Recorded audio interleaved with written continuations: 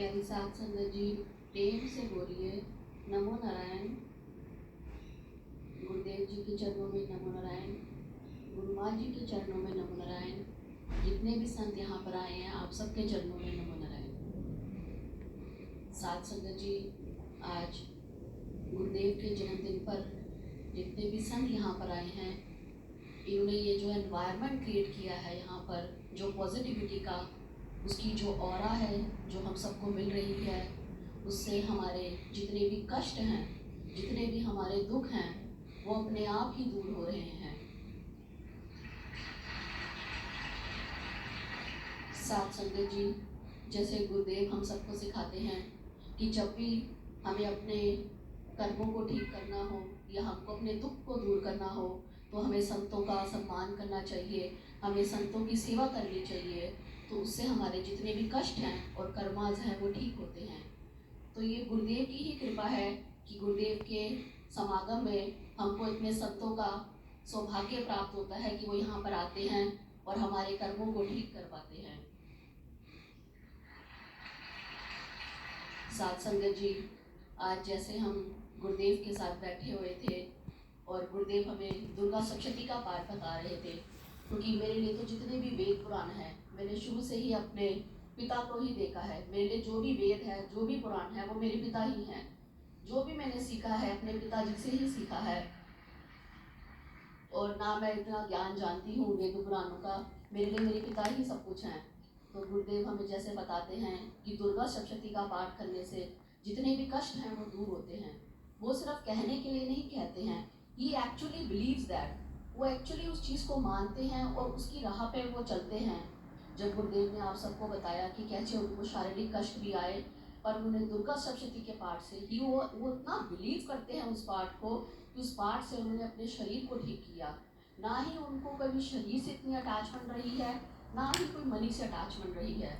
अब जैसे मैं आपको कल का ही वाक्य बताऊंगी कि कल हम लंगर में गए थे और लंगर में वहाँ पर किसी सेवादार ने, या हम लोग जब सेवा कर रहे थे, तो किसी ने आकर वहाँ पर मोबाइल्स और कैश और ज्वेलरी स्नैच कर ली। तो गुरुदेव के पास गए तो सारे उदास थे वहाँ पर। तो गुरुदेव कहते, आप उदास क्यों हो रहे हो? जिसने चुराया उसके सुख में सुखी क्यों नहीं हो रहे हो आप लोग? कि जिसने उसको चुराया, सोचो वो कितना हैप्पी होगा कि उसने उसको चुरा के वो इतना एंजॉय कर रहा होगा, तो आप उसकी खुशी में खुश क्यों नहीं हो रहे हो? तो ये अपने आप में बहुत ही अजीब चीज़ बिलीव करने के लिए है, और कभी कभी तुम उस चीज़ को बिलीव भी नहीं कर पाते हो कि कैसे तुम उस साइंस को समझ पाओ। बट वो एक्चुअली इस चीज़ को बिलीव करते हैं कि जब आप हैप्पी रहते हो हर एनवायरनमेंट में, हर दुख में आप हैप्पी रहते हो, तो परमात्मा आपको जब इतना हैप्पी देखता है कि आप हमेशा, जब भी आपकी लाइफ में दुख आता है या कष्ट आता है और आप हैप्पी रहते हो, तो माँ हमेशा आपके ऊपर कृपा करती है, कि उनको रहता है कि आप उनके ऊपर कितना बिलीव करते हैं। साथ संगत जी, अब जैसे गुरुदेव सुबह बता रहे थे कि दुर्गा माँ जो है, जब आप पैदा होते हैं तब वो दुर्गा माँ आपको हर चीज़ देती है और आपकी डेथ तक आपको हर चीज़ प्रोवाइड करती है। अब जैसे वो सुबह एक स्टोरी बता रहे थे कि जब आप समुद्र में देखें तो समुद्र में जो वेल्स होती हैं, अब जो जितने भी बच्चे जब पैदा होते हैं तो अपनी माँ का दूध पीते हैं, मगर जो वेल्स होती हैं, अगर वो अपने बच्चों को दूध पिलाएगी तो वो जो दूध है वो समुद्र में बिखर जाएगा।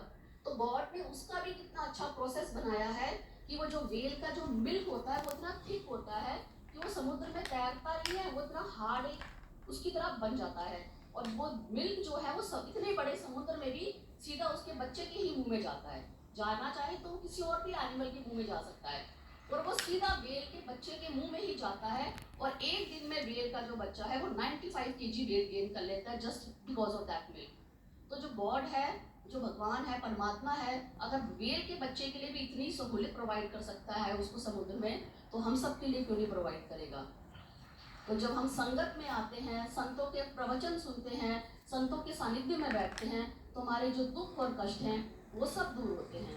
एक छोटी सी बच्ची ने मुझे सिखाया था, मैं कहीं पर गई थी तो वो गीत गा रही थी कि सत्संग कर जवानी में बुढ़ापा आने वाला है, पैर से चल नहीं पाएगा, सत्संग जा नहीं पाएगा, संगत जा जवानी में बुढ़ापा आने वाला है, संगत देख जवानी में बुढ़ापा आने वाला है, आँख से कमजोर हो जाएगा, सत्संग देख नहीं पाएगा, सत्संग देख जवानी में बुढ़ापा आने वाला है, सत्संग सुन जवानी में बुढ़ापा आने वाला है, कान से बहरा हो जाएगा, सत्संग सुन नहीं पाएगा, सत्संग सुन जवानी में बुढ़ापा आने वाला है, लंगर चख जवानी में बुढ़ापा आने वाला है, पेट खराब हो जाएगा, लंगर चख नहीं पाएगा, लंगर चख जवानी में बुढ़ापा आने वाला है।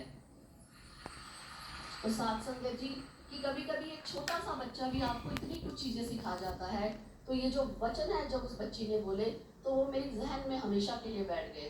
तो साथ संगत जी जब हम संतों के साथ बैठेंगे तो सोचिए कि हम कितनी चीजें सीख पाएंगे और कैसे अपनी लाइफ के जितने भी ट्रबल्स हैं, जितने भी अपनी लाइफ के कष्ट हैं, उसको हम दूर कर पाएंगे। तो गुरुदेव से मेरी यही प्रार्थना है और सारे संतों से यही प्रार्थना है कि जितनी भी संगत यहाँ पर बैठी है, आप इन सबको आशीर्वाद दें कि जितने भी संगत यहाँ पर बैठी है, जब वो अपने घर जाएं तो सुख और समृद्धि और आप सबका आशीर्वाद देकर जाएं। साथ संगत जी प्रेम से बोलिए नमो नारायण। बहुत बहुत साधुवाद। जब अयोध्या में हम लोग गए, राम मंदिर प्रतिष्ठा, रामलला का प्रतिष्ठा समारोह था, तो हमारी और आपकी जो सीट थी वो 6 में थी। इसमें कितने में? 6 में। वो ए था या बी था ये मेरे को मालूम है, क्योंकि हम ए बी वाले हैं भी नहीं।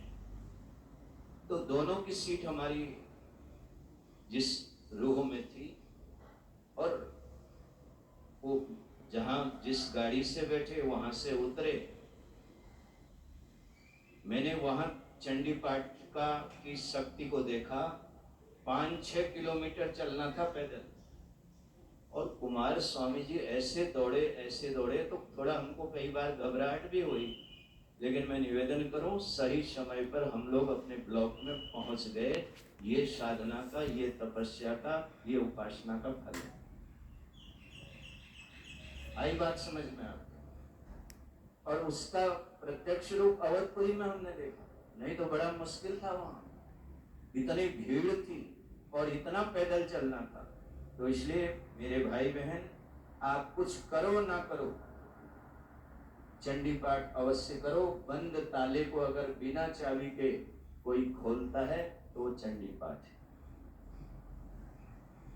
क्योंकि हमने जिया है, इसलिए हमको कहने का, हमको बोलने का अधिकार है। हम अभी भी, हमारे बाबा हटयोगी जी भी थे, हम वहां गए, हमने वहां भी कहा मंत्र पर विश्वास करो, लेकिन लोग मंत्र पर कम करते हैं, मंत्री पर ज्यादा करते हैं।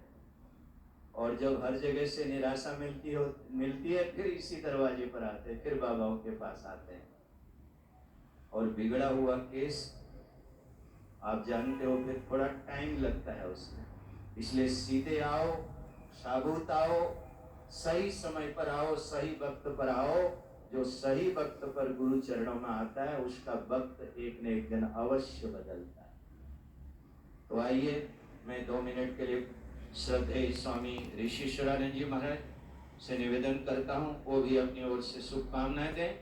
और उसके बाद फिर हम 2 मिनट के लिए संपूर्णानंद जी से